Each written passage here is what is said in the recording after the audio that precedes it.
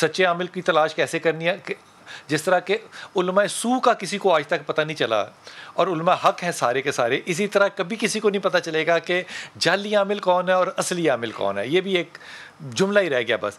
حضور اقدس اگر یہ آگ نہ جلاتا، اگر یہ چکر نہ لگواتا، اگر 10 من لکڑی نہ کٹھی ہوتی، اگر یہ 50,000 نہ مانتا، تو اس کو بابا کون مانتا ہے، اس کو عامل کون مانتا؟ عامل کی تو یہ ضروریات ہے کہ وہ یہ کرے، تو پھر غلطی عامل کی کیسے ہے؟ بسم اللہ الرحمن الرحیم. پہلی بات تو یہ ہے کہ ہر عامل پکڑا جانے کے بعد ہی جعلی کیوں ہو جاتا ہے؟ یہ سوال ہم نے سوچنا ہے کہ ہر عامل پکڑے جانے کے بعد کیوں جعلی ہوتا ہے، پہلے کیوں نہیں جعلی ہوتا؟ اس سے پہلے گھر والوں کو سوچنا چاہیے کہ جس کے نام کے ساتھ بچھو بابا لگا ہوا ہے، کیا وہ اخلاقی طور پر، معاشرتی طور پر، شرعی طور پر یا دیگر، اس کا میں آپ کو جواب دوں. اس کا ہوتا ہے کہ یہ ملامتی لوگ ہیں.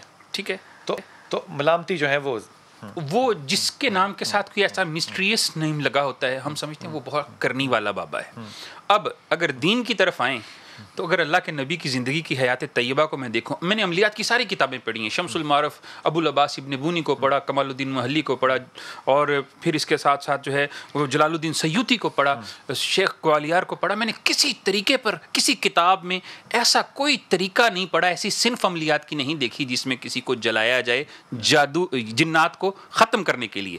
اور اللہ کے نبی کی پوری حیات طیبہ کے اندر جناب جابر بن عبداللہ رضی اللہ تعالیٰ عنہ فرماتے ہیں کہ بدوی عورت اللہ کے نبی کی بارگاہ میں ایک بچہ لے کے آئی، عرض کیا یا رسول اللہ اس پر جو ہے وہ جنات ہیں.